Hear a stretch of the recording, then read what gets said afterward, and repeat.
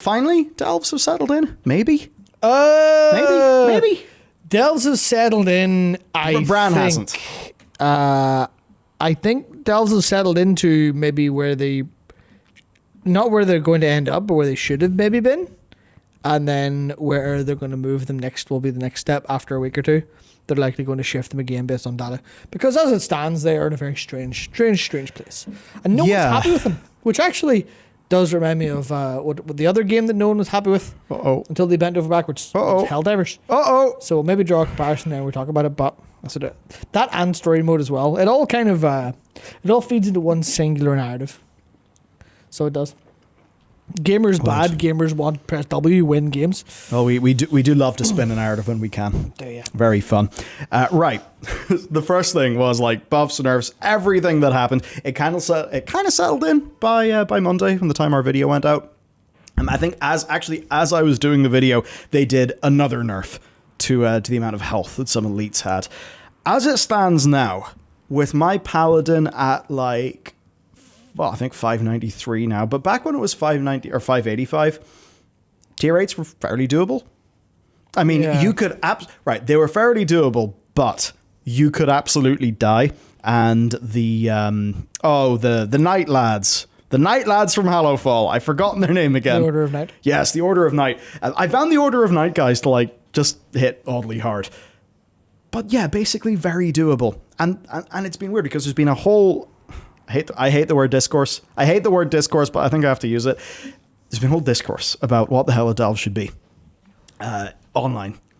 And it's a bit weird because to those of us who, I mean, as an example, did the first half of the raid on heroic, but found that our delve Great Vault was better than our heroic raid vault, you look at the delves and you think, oh man, that's crazy. These take like 12, 13 minutes to solo.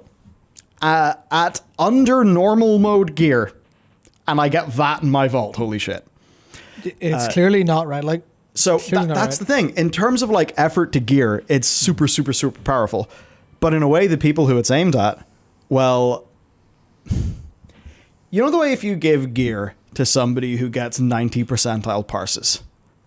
Yes. But then you give gear to maybe it's kind of weird because I don't want to be like. I don't be weirdly judgmental. It's like, imagine you don't even do raid in the first place. So if you were to go raid, you'd probably get like a 20th percentile parse because you're new at it and you're still learning. For that strata of player, you give them the same gear, they'll have way less output. To us, that's still really powerful, desirable gear. And whenever we, like, somebody who gets a 20th percentile parse at eye level 580 versus a 90th percentile parse at eye level 580, there's very different amounts of damage. Yeah, that's where, like, I've talked this ad nauseum. Like, yeah, like this is maybe the part of the discussion that isn't getting talked about as much. No, because I think everyone only really talks about it in terms of like their own perspective and stuff. And that's where the issue comes in, because someone turns around and goes, okay, well, everyone is, you know, this is really too hard for me. This is too easy, this is too hard, this is too hard. But they haven't been like, it's hard to look at it holistically with the every player in mind. Yeah. Because every player, this is something we've talked about quite a lot, where in World of Warcraft, the gap between, like the gulf, I should say, between player output and ability is just unbelievable. Like, it is truly unbelievable. Even within the context of our raid group, if you ask us, we're like awful. Not awful, but like we are constantly taking the piss out of ourselves and each other. Whenever we're progressing on heroic, like every second kill is a by the seat of your pants. In no way did you deserve that. But when we look at our like group execution rank, it ends up being like 90s. Yeah. All the time. And that's weird because subjectively we're only feeling our fuck ups. And I guess it's that we take so much for granted. It's also a little bit of Dunning-Kruger in it, right? Because if I'm sure people are familiar with Dunning-Kruger, but the idea is that... yeah, the internet knows about that one. Yeah, it's the idea that like the unknown unknowns to you in terms of a skill or something are very, very like big. So you get this sense of when you understand, say, a 10% of something, but you don't see the 90% you don't understand. then you think you're great and you think you're doing well. You Yeah. think you're excellent. But then you break that 10% and now you know 15%, you're 15% of the way there. But now you see the other 85 and you go, oh my God, compared, like truly a matter of comparison. Compared to what I now understand, it's insane. It's I'd say singing's a good example, right? Oh. Where, like, what is singing, right? It's you just make some noise with your mouth, right? That's it. But the more you kind of understand that, the more you realize how much effort it takes for someone to sound as good as a good singer does. And you're just like, how is that even like vaguely possible? But then you see a child going and like warbling away and they think they sound great. And you're like, yeah, they probably do sound okay, but not compared to someone who's like actually trained. And you go, holy shit. It's just to say we're Pavarotti. Yeah. Yes, Sure good, is. undoubtedly. It's weird. It's weird with Dunning-Kruger. Is in a way, it's like, yeah, you get more knowledge and then you feel more stupid. Then you stop beating yourself up and then you get excited by sort of new mysteries, assuming it's something you actually care about. And for lots of people in WoW raids, when they look at their bar, they're like, oh, was my bar bigger than his bar? Then, you know, that competition kind of like fuels the whole thing. So it's hard for us to not know because we haven't played the game only recently, or we haven't been in the context of like our intro to WoW was playing Mythic Plus. I think my first raid was during TBC. Started raiding properly in Wrath. That's just a skill that's there, like riding a bike or whatever. Even even if I play like shit, I'm still going to be able to like know mechanics, do things. So what's my eye level 580 maximum potential versus somebody who just started playing the game last expansion and has, if I've been playing World of Warcraft for half of my life. Yeah, that's not a good. That's that's something to realize. So it is. Yeah. The franchise is the same age as me. You're 1 year older than the franchise, though. Yeah. So WoW's just a young punk. Yeah, absolutely. I remember learning about Warcraft 3 when I was in first year of high school. Like, that was brutal. So I actually think to get to an interesting part of like where Blizzard's intention was with this, then I think we have to say what Bobson said, which is the whole point is getting to 8 and not starting with 8. But that's where the problem is in. Because for people who want to do, who are, maybe not great at the game, or maybe not Mythic Plus people who are maybe not readers, then delves are ostensibly for them, right? Delves are ostensibly for as Holly herself would call them, like the casual player, right? The one who goes, okay, well, it's for these people who have like a little bit of a right to go up. But the struggle there is that they also need to make them part of the overall system, or at least they felt they did, in order to make them viable and work and be a good box feature, which means plug them in the Great Vault, plug them in the gear progression. Because you can't have progression in WoW without gear progression. Because just skill progression isn't for everyone. Just skill progression is for a very niche level of player. And I think that's not just World of Warcraft. That's broadly applicable to games, right? It's because think about Vampire Survivors, where it moves all of that like knowledge and skill, not all of it, but a lot of it to knowledge and progress over just like pure execution. Yeah. There's different forms that are taking on, or they're catching on with more modern games that are different to some of the traditional games. At worst, it's AFK Arena, but yeah, things like that. But that becomes interesting because they plug it into the system, and suddenly it's strong enough in the system that it needed to feel right. Because if it wasn't as strong as M+, or it wasn't as strong as raids, then because we're all in the same pool, yeah, then we would have to, they have to match. Because otherwise, people would just go, well, there's no point me doing the thing that was made for me. Because I live in this system of, I need to have this gear, I'll have to go into M+, I'll have to go into raids, that's where I'm supposed to go. That's where all of the common knowledge around the game will go. Because we don't have a language that works super, super well for turning around and going, well, this game mode, this knowledge, this way of playing, this way of thinking isn't for you, World of Warcraft player A. they understand it if it's PvP. Yeah, that's the only place they understand it. Is it, are you a PvPer or not? And that's basically it. That's the line. It's like getting asked, I don't know, a question at a club or something. Yeah, there's actually something there with crafting now as well, where people quite understand clearly if you're a crafter or not.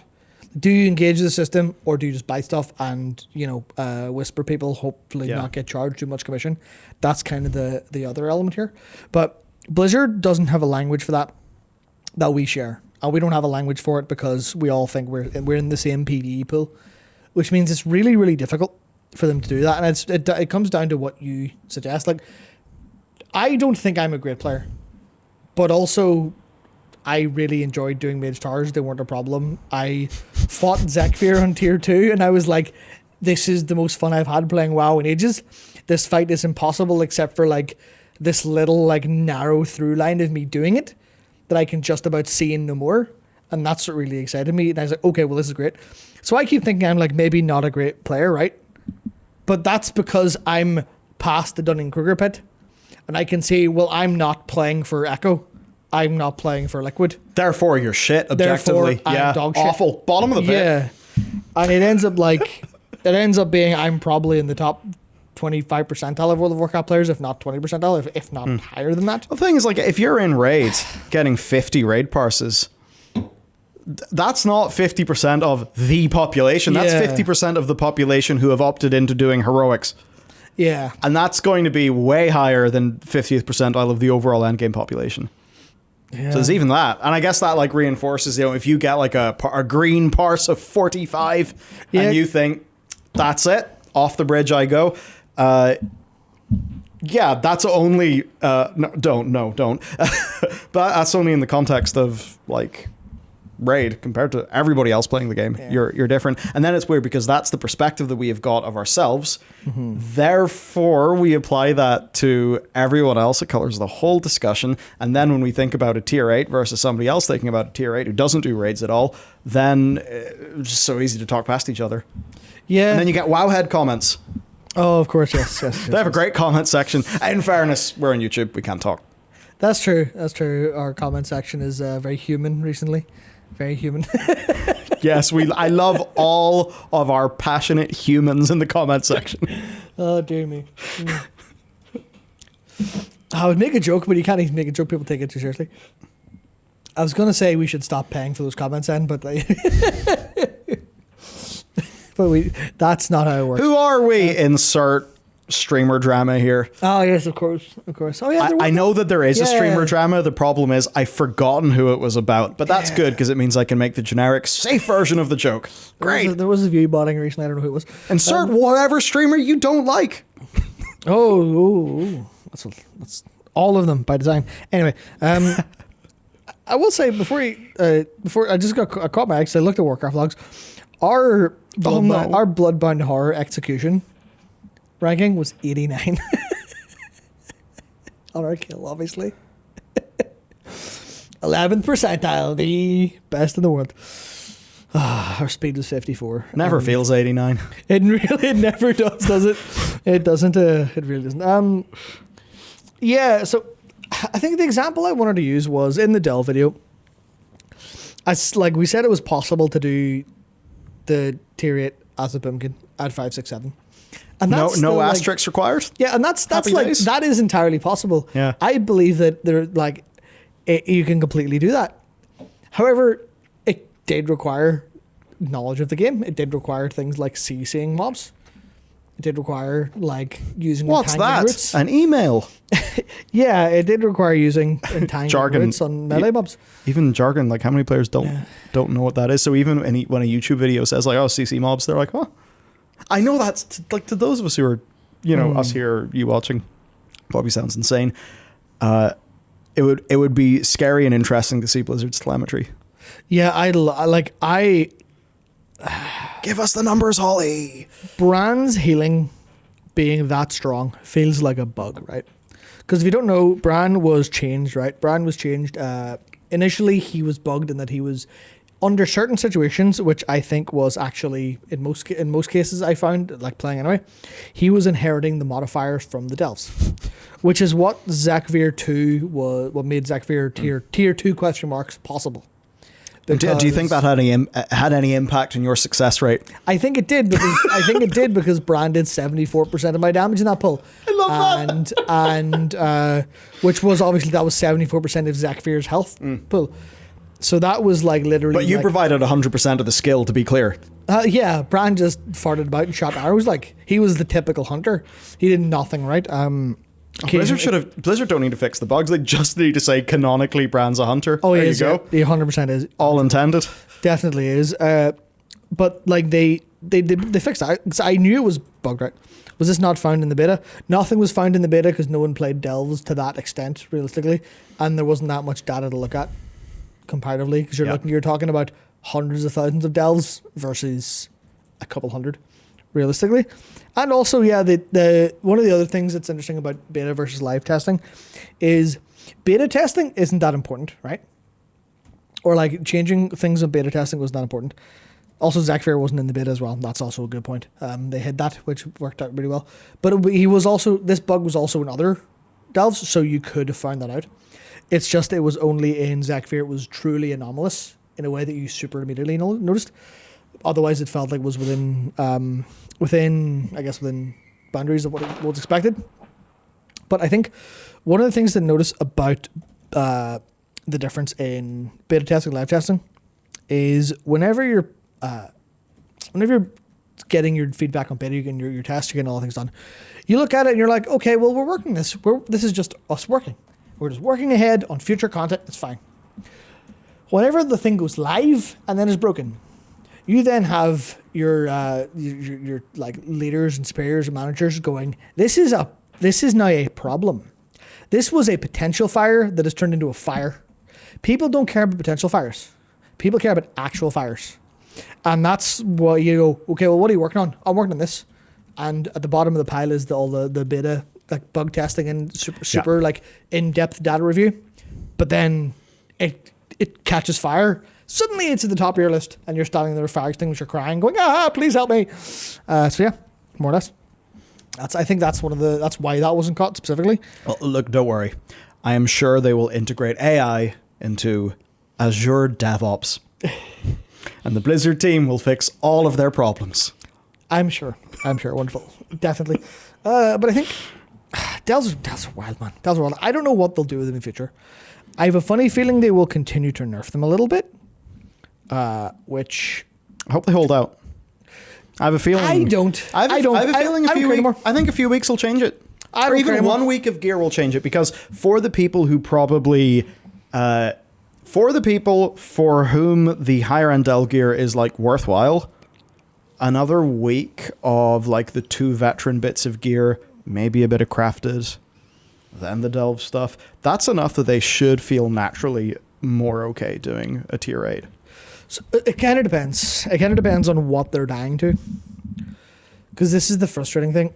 One of the things, and it's Blizzard's design that they like, their idea of game design for solo stuff isn't designed with the bottom rung of players in mind.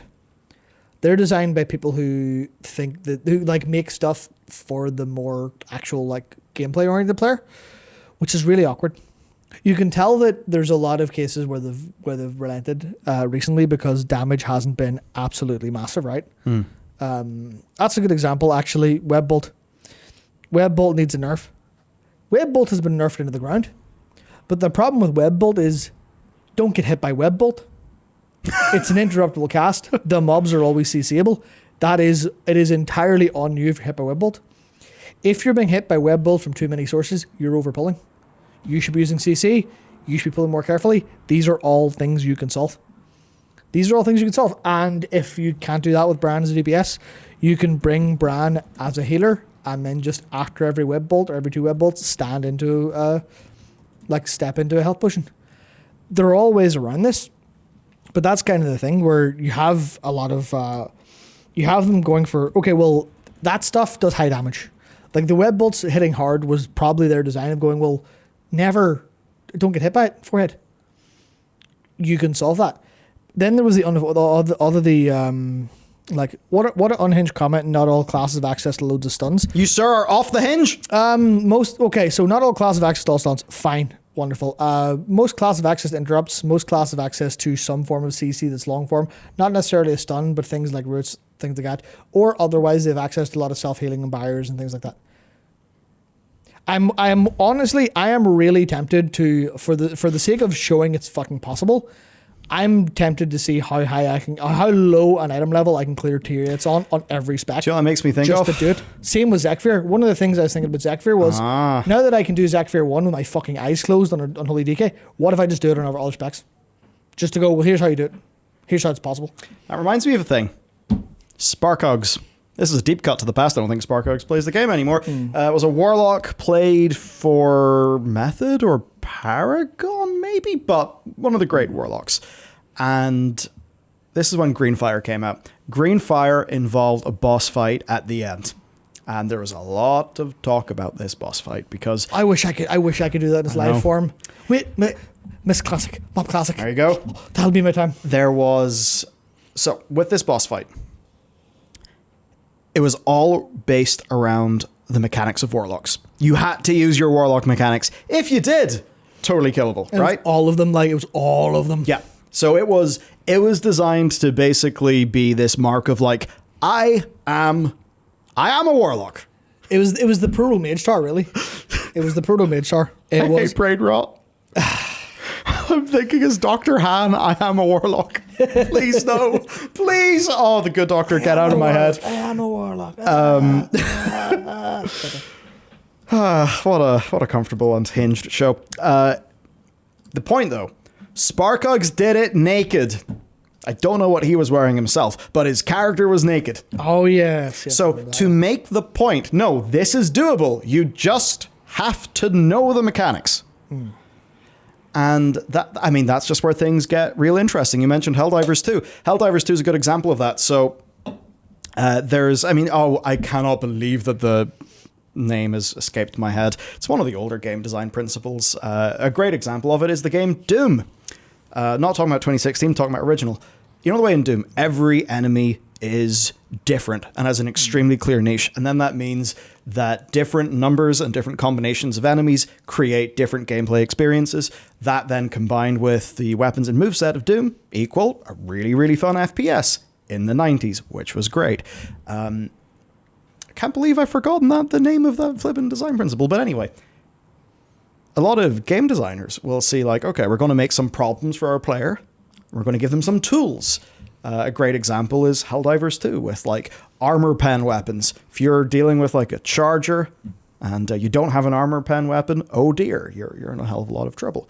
The game design challenge there is use the right tool for the job. As a team, coordinate your tools together. Then you'll succeed as a group. Now for players, sometimes they're like, yeah, but I like the flamethrower. Or I like whatever. And why can't I kill the armored thing with the flamethrower? Yeah, and the way they've changed it with Helldivers in light of the new updates is you can kill the armored thing with a flamethrower. It's still better to kill it with the proper tool.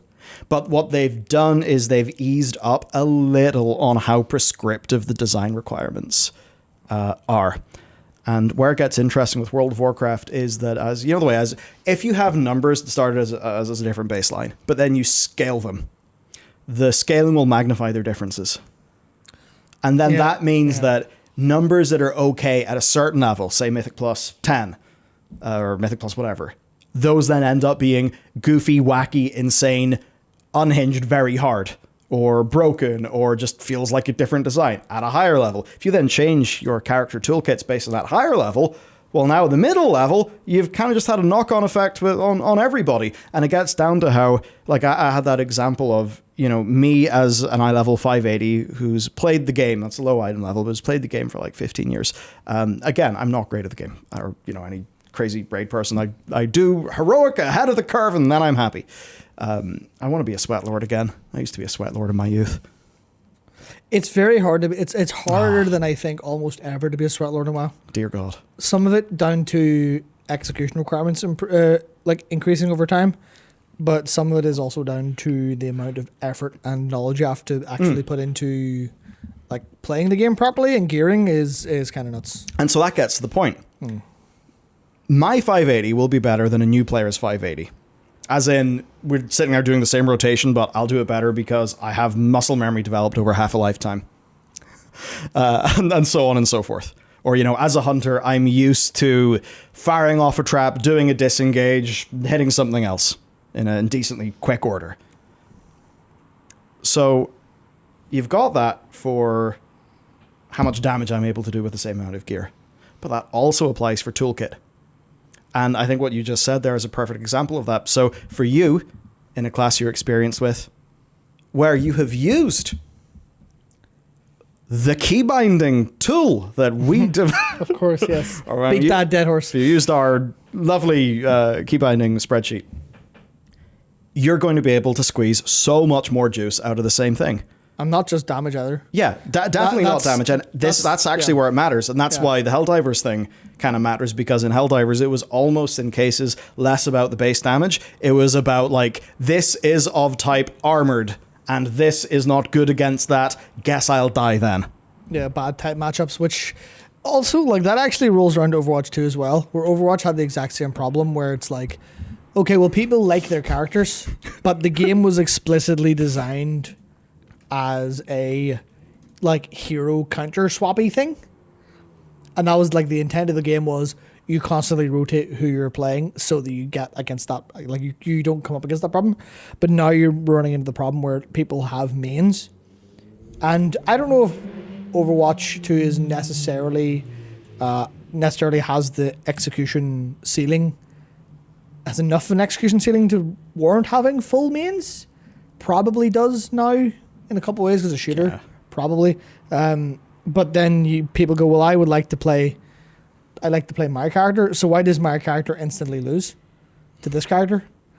And then you go, well, that's the different from the game we were making. Yeah, and then player says, well, seethe and cope, game developer, because you made the game you made, you have the audience you have, and this is what we actually enjoy when we log in. The problem, though, is fixing the first order problem of the player choice then creates loads of like ripple second order effects throughout the rest of the design. Yeah.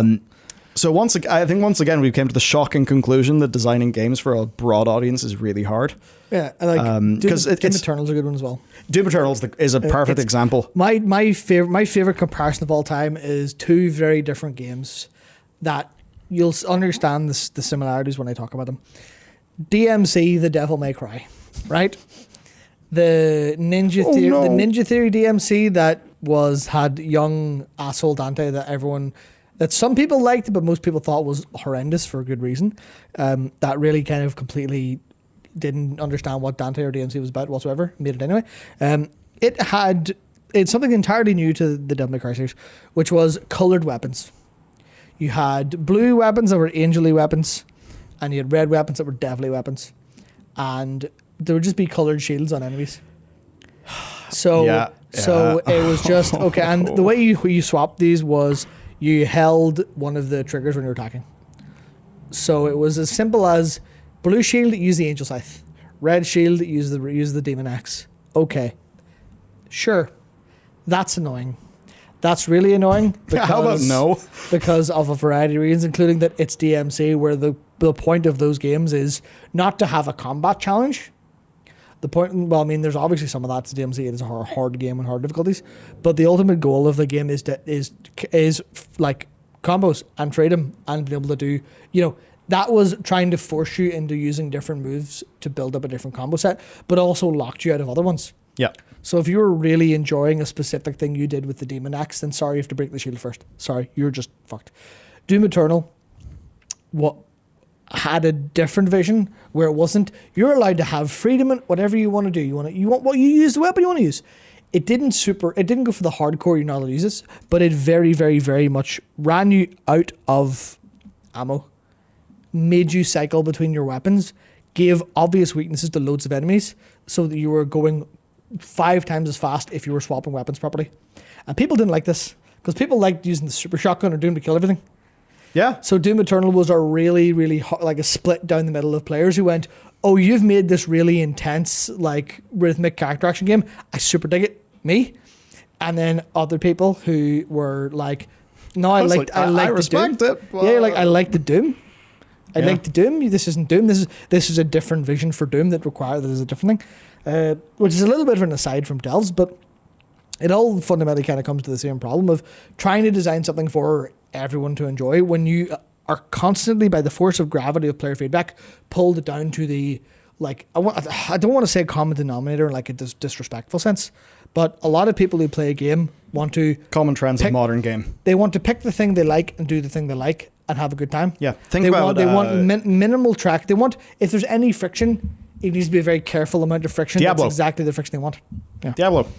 People like they want loot. They enjoy the buildcraft. In many cases, they will be using knowledge from external sites to facilitate their build and know what to target. The execution challenge is nothing. I mean, there is an execution challenge. Yes, absolutely. But there are games with far harder execution challenges.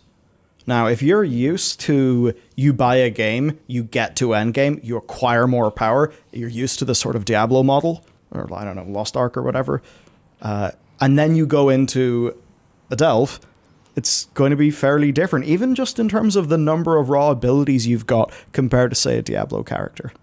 Yeah, because Delves do ask you to use things that Raids and Mythic Plus don't actually ask you to do, which is all of your CC interrupts. Yeah, which, I mean, defensives. I'm not shilling, but lots of people actually won't have those on a good keybind. Yeah. Because they won't need them. Because like the game doesn't ask you for them in leveling ever. Yeah, or LFR. Or Raids, honestly. Normal Raid, you can get away with it. And I think I've talked a bunch of Mythic Plus even. Yeah, I've talked about this before in World of Warcraft. An awful lot of people's strategy to play World of Warcraft and to find success in World of Warcraft isn't to get better, it's to try again.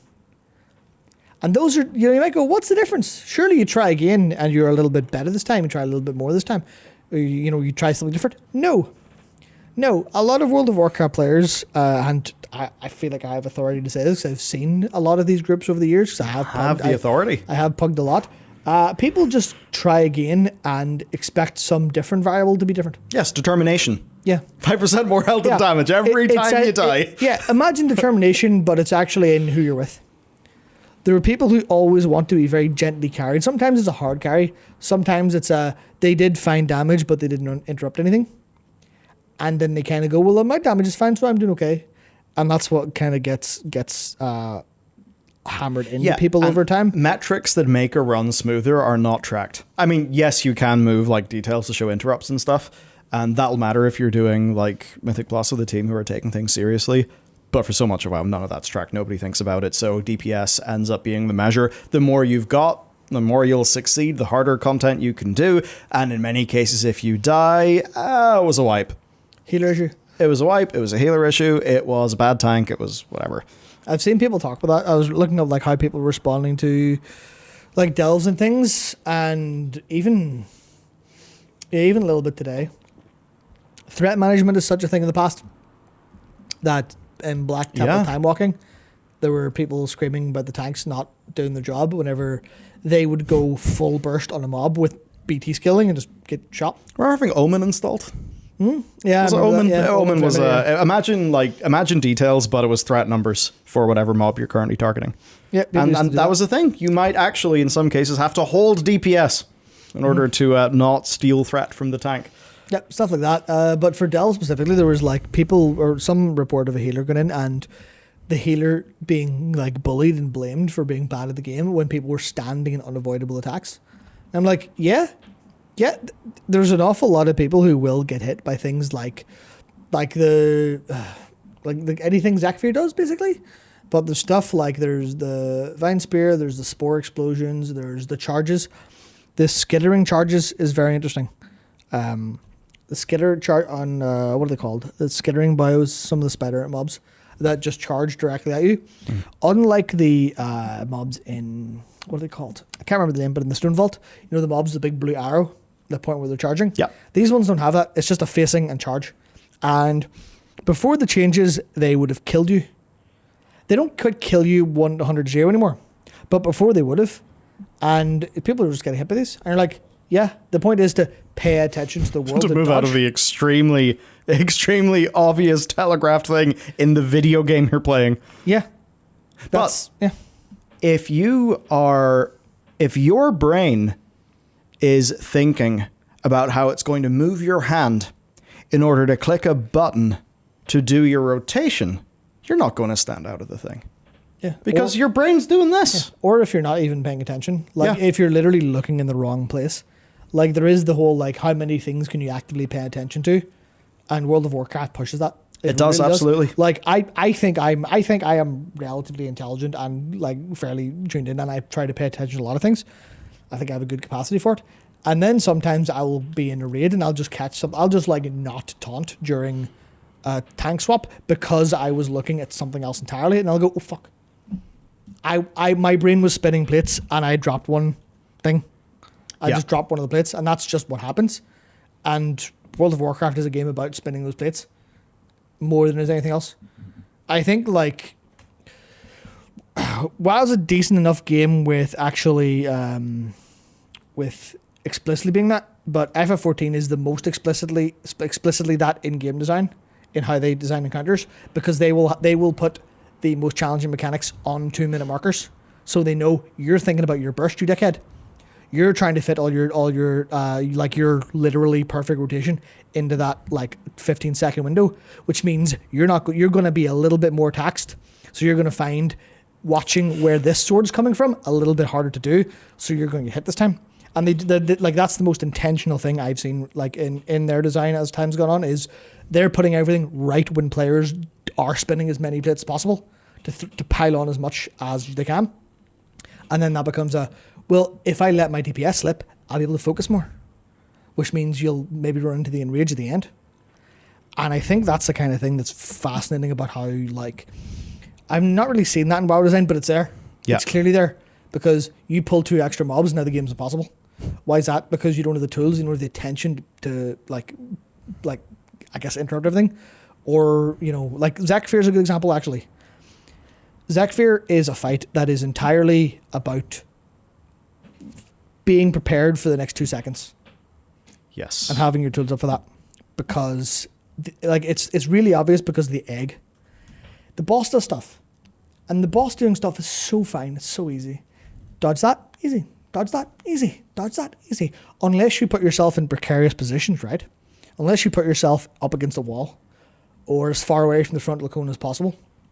If you're in vague mid-range, you're fine. You can dodge everything as long as you're not looking at your bars. And then the egg comes in. And if the egg hatches, now you're managing the boss and the spider. And you shit yourself and die. Sometimes you run out of tools for that. Yeah. Sometimes you just can't interrupt 2 or 3 things at once. But the other part is, like, you have to make sure that you're watching for the spider casting Web Blast and also Zakfir casting Enfeebling Spittle. And that's why I love it so much, because I know I can see this, I feel this, I feel my attention being stretched. It's like a working memory test as well. Yeah, it's like that. And that's why I like Delve so much. Whenever you're, like, pulling big or fighting boss, I'm like, okay, this is all different things that I'm trying to react to in whatever way I can in my class, with my movement kit, with my everything. But that's clearly not for everyone who plays WoW. Which means the progression comes in. And this is where I get a little bit Dark Souls talky into it.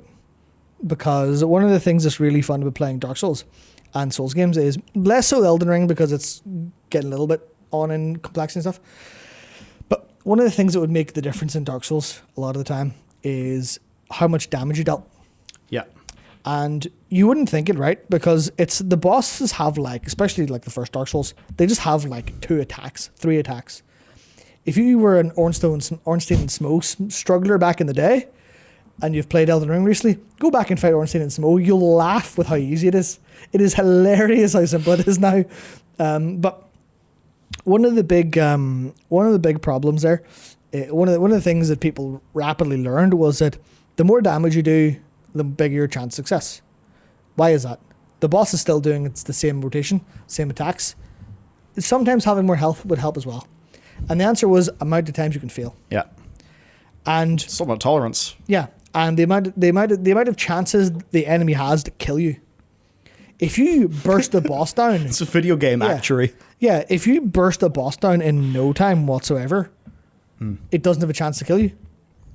And that's especially noticeable in a lot of these Delve enemies, where, like, you can't get overwhelmed if you just walk through and blow things up. Or the difference between something hitting you for 20% of your health and 30% of your health means you can eat 4 of them instead of 5 of them, instead of 5 or whatever. And that's where the difference will come in naturally for players who aren't very good at the game and aren't solving issues. They're coming back with better gear. And that's the whole modern video game thing, where you're playing Dragon Age Inquisition, which isn't modern anymore, but it's in my head because It sold a long time ago. It sold 12 million copies. Oh yes. And do you know why it sold 12 million copies? Because it was the most fucking. I've not played it. This is me taking from what I've heard from other people and stuff. It's an MMO light. It is modern yes. action RPG, where there's some mechanics, but it was just a loot loop basically. It was just a loot loop. You got better and walked through, and they're sorted. Yep, and you got BioWare story and BioWare companions. Yeah. That's the thing. That's the sell. Yeah, and it's that little simple loop of get gear, go to place that was red, now it's green. Obviously, I don't know if that was in the game, but you know the idea from WoW. You weren't getting better, your character was getting stronger. And I think that's where delves run into this problem. Because that's fine. But then people are looking at the top one that everyone's doing now and going, why can't I do that? And the answer is, sorry, you have to wait for gear because you're not good enough. And that's literally the answer as prescribed by the game. As probably discussed internally in Blizzard when they made these. Now, some people will get better by getting better, seeking out a guide. Other people, it's going to be gear. Yeah, other people will come back next week and find a better time. Yeah. And there's nothing necessarily wrong with that, because that's how a lot of our later work progress goes. Where it's you kill a boss, a mechanic earlier, or a mechanic has someone at 10% HP instead of 0. Perfect. Now that doesn't necessarily mean delves aren't busted, or delves are where they intended, or delves don't have room for improvement. Those are all true, or possibly true.